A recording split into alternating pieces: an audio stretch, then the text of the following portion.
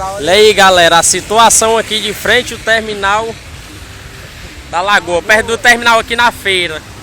Isso aqui virou uma lagoa. Não tem condição um negócio desse. Vergonha pro prefeito Roberto Cláudio Corno. Isso aqui, ó, a pista da Avenida José Bastos. Olha a situação disso daqui. Não tem uma boca de lobo. Tem uma boca de lobo pra ajeitar essa porcaria. Isso é a nossa prefeitura, menina, a Fortaleza Bela. Bela com água. Aí o carro aí, ó.